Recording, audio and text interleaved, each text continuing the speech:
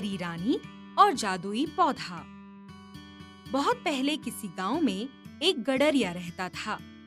वह गांव के लोगों की भेड़ बकरियां चराकर अपनी जीविका कमाता था। उसका नाम तो सुमेर सिंह था। गांव वाले उसे सुमेरा कहकर बुलाते थे। एक दिन की बात है, रोज की तरह सुमेरा जंगल में भेड़ बकरियां चरा रहा था।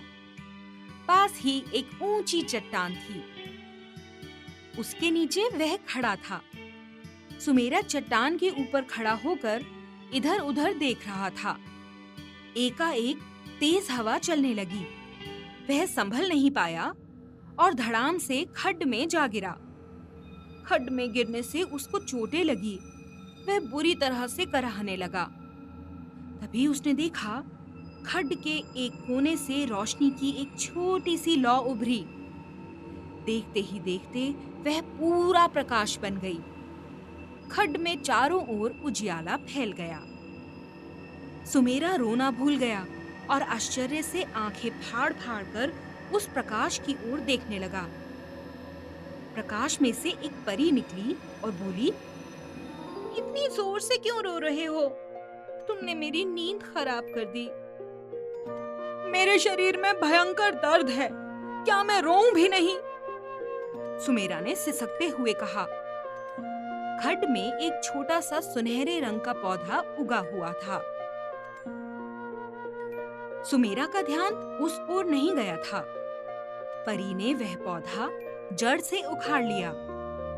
जड़ को उसने सुमेरा के शरीर पर मला। सुमेरा का दर्द एकदम से जाता रहा। वह तत्काल चंगा भला होकर उठ खड़ा हुआ। परी जाने लगी तो सुमेरा ने तेजी से आगे बढ़कर उसका एक पंख पकड़ लिया। बोला, परी रानी, जाओ मत। परी बोली, मुझे जाना ही होगा। अगर जाना ही है तो ये पौधा मुझे देती जाओ। सुमेरा ने कहा, मैं इससे दूसरे लोगों की बीमारियां दूर करूंगा।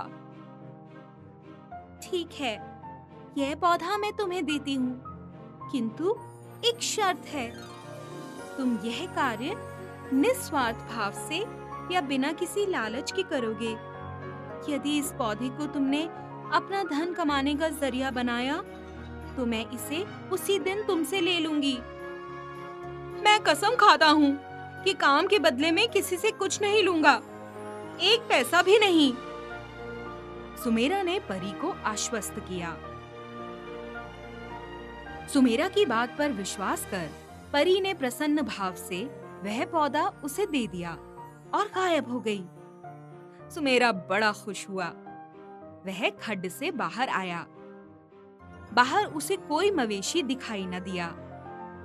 शायद शाम होने पर रोज की आदत के अनुसार मवेशी गांव लौट गए थे। उस दिन के बाद गांव में कोई भी आदमी बीमार पड़ता तो सुमेरा पलक झपकते ही उसे ठीक कर देता। एक रात गांव में एक अजीब घटना घटी। एक स्त्री घर में खाना बना रही थी। पता नहीं कैसे उसके कपड़ों में आग लग गई। वह बुरी तरह जल गई। लोग उसे बैलगाड़ी द्वारा नगर के अस्पताल में ले जाने की तैयारी कर रहे थे कि सुमेरा वहां पहुंच गया। उसने पूछा, क्यों भाइयों, क्या हो गया इसे? यह खाना बनाते समय बुरी तरह से जल गई है। इलाज कराने के लिए शहर के अस्पताल में ले जा रहे हैं। लोगों ने कहा, इसकी कोई जरूरत नहीं, मैं इसे अभी ठीक किए देता हूँ। यह कहकर सुमेरा ने उस पौधे की जड़ उस स्त्री के जले हुए अंगों पर मली। देखते ही देखते स्त्री बिल्कुल ठीक हो गई।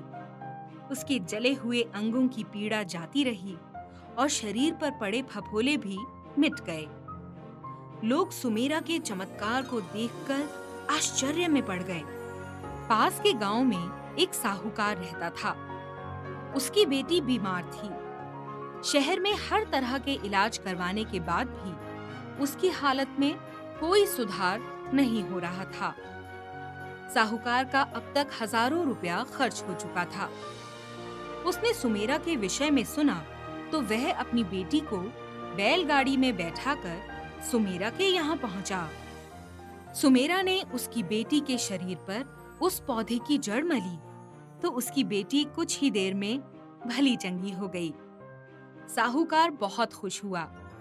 उसने कहा, सुमेरा महाराज, आपके उपचार के कितने पैसे दूं?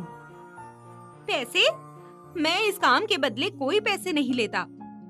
सुमेरा ने कहा, नहीं महाराज, इस महान कार्य के बदले आपको कुछ तो लेना ही चाहिए।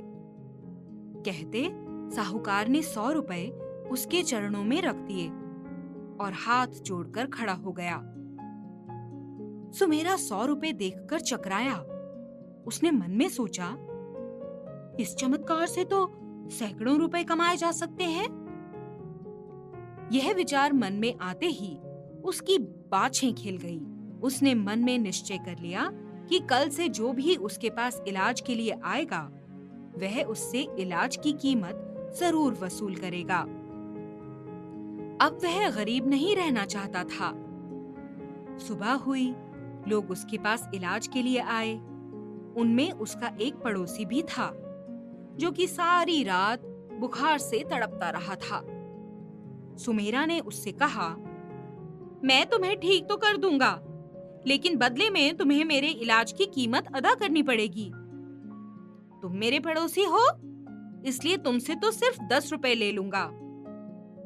औरों से तो मैं 20 रुपए वसूलता। जिसको इलाज करवाना हो वह रुके, बाकी यहाँ भीड़ इकट्ठी ना करे। अब मैं मुफ्त में किसी का इलाज नहीं करूंगा। जिनके पास पैसे थे वे रुक गए, जिनके पास नहीं थे वे बेचारे चले गए। कुछ ही दिनों में सुमेरा मालदार हो गया। अब वह किसी से सीधे मुंह बात तक नहीं करता था। बिना पैसे के इलाज का तो उसके यहाँ कोई मतलब ही नहीं था। अब तो उसने एक तरह से मरीजों को लूटना शुरू कर दिया।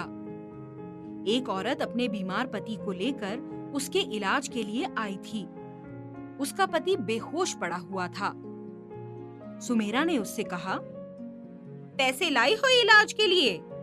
नहीं लाई तो चलती बनो। मैं मुफ्त में किसी का इलाज नहीं करता। वह औरत बहुत गिड़गिड़ाई, हाथ जोड़े, पर सुमेरा पर कोई असर नहीं हुआ। रोती बिलखती वह अपने बीमार पति को लेकर वापस लौट गई। शाम हुई, सुमेरा सोने के लिए लेटा, पर उसे नींद नहीं आई। उसे डर था कि कहीं पौधा लेने के लिए परी ना आ जाए। उसने उठकर पौधे को संदूक में रख दिया और संदूक में ताला लगा उसकी चाबी सिरहा ने रख ली। फिर सोने की कोशिश की, किंतु बहुत कोशिश करने पर भी उसे नींद नहीं आई। आधी रात के समय कमरे में एक कोने में प्रकाश की एक नन्ही सी लौ उभरने लगी। देखते ही देखते कमरे में उजियाला छा गया। प्रकाश में वही परी प्रकट हुई जिसने सुमेरा को वह पौधा दिया था। परी को देखते ही सुमेरा ने सिरहाने रखी संदूक की चाबी झट से उठा ली और मुट्ठी में कसकर बंद कर ली। यह देखकर परी मुस्कुराई। वह संदूक के पास पहुंची। उसने संदूक को हाथ से स्पर्श किया तो संदूक का ताला अपने आप खुलकर नीचे जा गिरा। परी ने संदूक खोला और वह पौधा निकाल लिया। पौधा लेकर परी जैसे ही जाने को हुई, सुमेरा जल्दी से उठा और उसने परी के पंख पकड़ लिए। बोला, तुम्हारी यह हिम्मत, मेरे घर में घुसकर मेरी चीज चुरा ली? लाओ, मेरा पौधा मुझे दो। नहीं, परी बोली, अब कोई लाभ नहीं। अब तुम इस पौधे को अपने पास रखने योग्य नहीं रहे। तुम में स्वार्थ और लालच भर गया है। मेरे पंख छोड़ दो, मुझे जाना है। सुमेरा अट्टहास कर उठा। बोला, मैं क्या तुमसे डरता हूँ? तुम मेरा पौधा लौटा दो तो मैं तुम्हारे पंख छोड़ दूंगा। परी का चेहरा एकदम क्रोध से भर उठा। उसने अपना हाथ ऊपर उठाया।